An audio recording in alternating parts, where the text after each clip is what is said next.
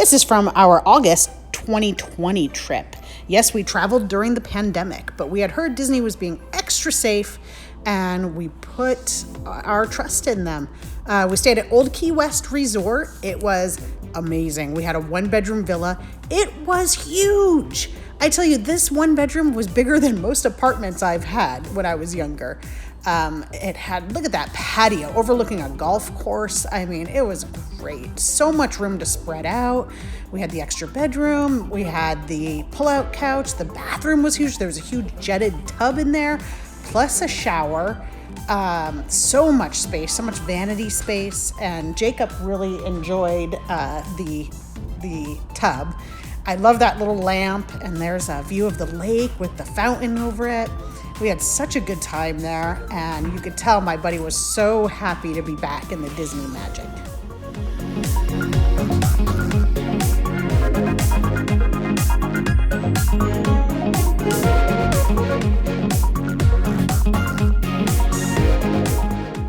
We were so excited to get on the Skyliner.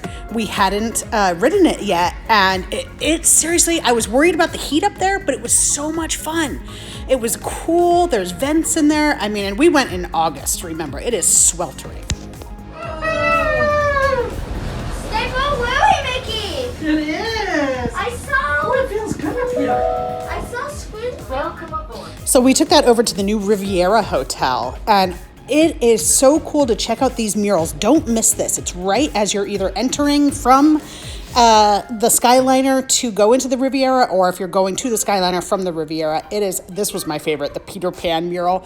It is such a neat addition, and there's little waterfalls like right in the middle with just like a water feature. I loved looking at it. We went to Riviera to go to Topolino's Terrace, and oh my goodness, this is the house-made ricotta with 25-year aged balsamic vinegar. Out of this world.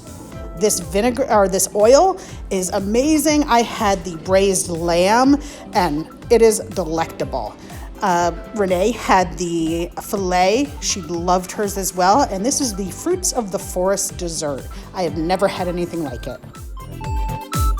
After dinner, we went out on their terrace, and they actually have a bar set up out there so you could have a drink, watch the sunset. The views up there were stunning. It is a gorgeous, gorgeous resort. So these were the queues at Hollywood Studios. And if you've been to Disney before, you've never seen anything like that, empty. This was the picture of the buses. I mean, the partitions and everything they did. We were on the bus all by ourselves most of the time. So like I said, if you've been to Disney before, a lot of these pictures will be shocking. It was 25% capacity at that time, but I would say about 10 to 15% full. I mean, I've never gotten shots like this of Main Street with hardly anybody on them. And a lot of these pictures that you'll see, we either have very few or no people in the background. All the rides we went on were literally walk-on rides.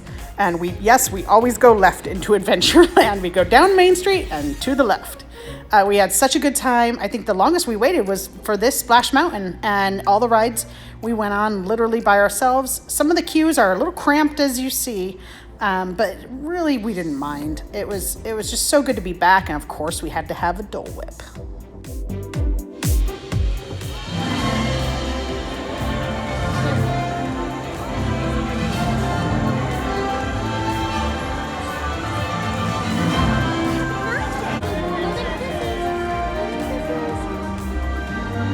Look at this is.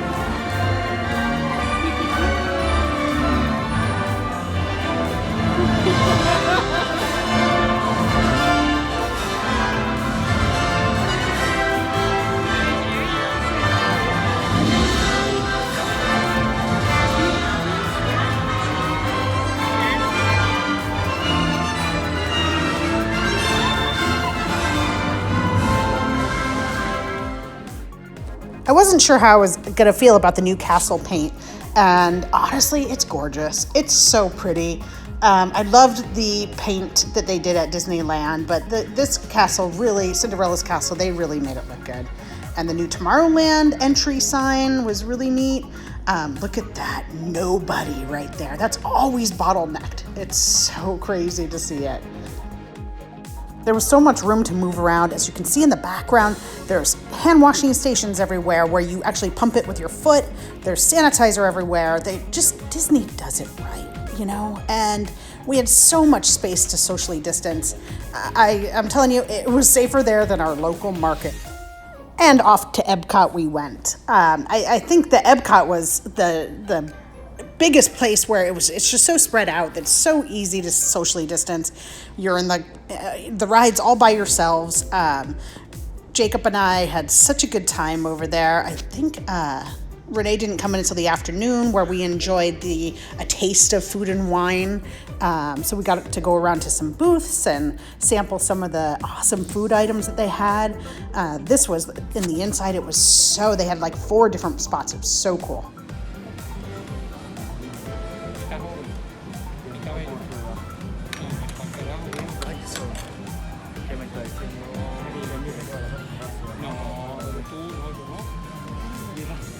Look at that.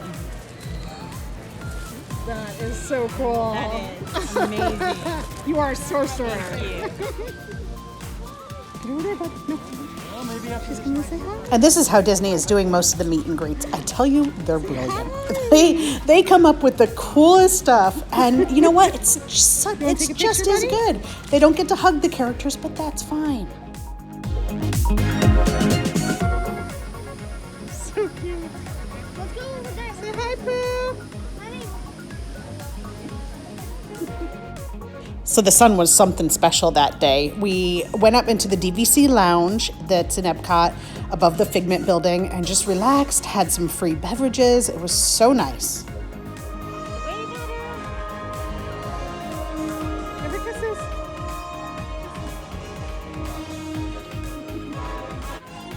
Aren't these character cavalcades awesome? I think that we saw more characters in August of 2020 than I've ever seen before in Walt Disney World itself. They're coming through constantly, and different ones that you've never seen before. Do it one more time. Do it. Oh. Love this. There's Snow White, Jasmine. Next park was Animal Kingdom. And a little known fact, the picture you're about to see right here, that was supposed to be a land that was never actually created, called Mythical Islands or Mythical Creatures.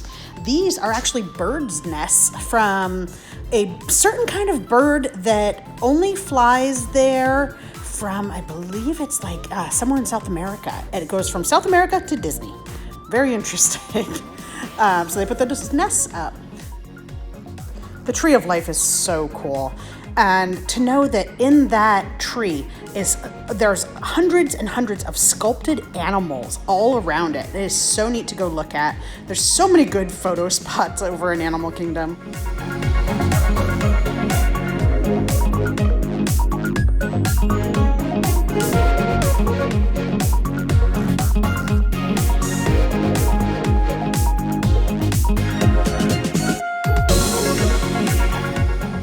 We headed over to Pandora, and if you haven't been there, it is incredible.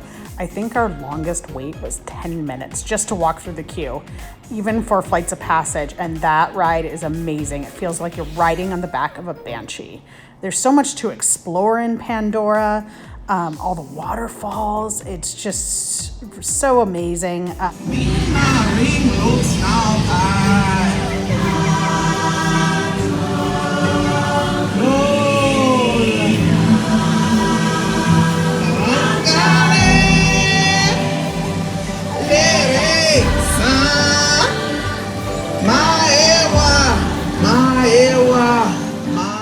After that, we headed over to the Africa section.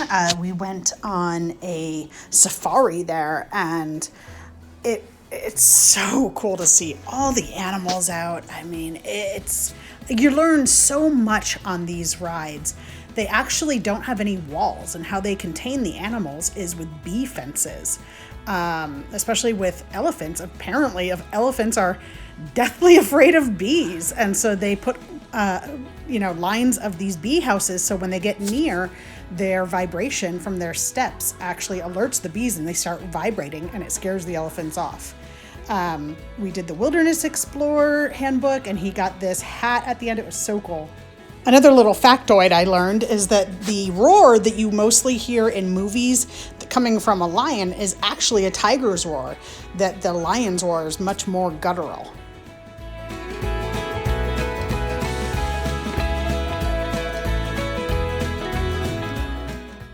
We headed over to Dinoland, which is really cute. It's actually geared towards little ones, except for the ride Dinosaur, which is pretty intense.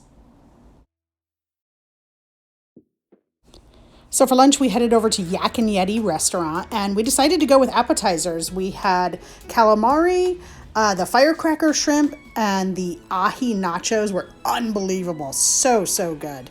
They're really big portions. We also got the dessert, the mango, I think it was like a mango cheesecake. I highly recommend it.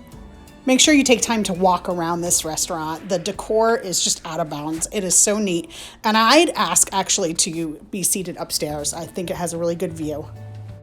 Guys, thank you so much for watching our vlog on Animal Kingdom and our first part of our stay. I hope you enjoyed it. And here's another look at that tree of life that's so amazing. It's so cool lit up at night.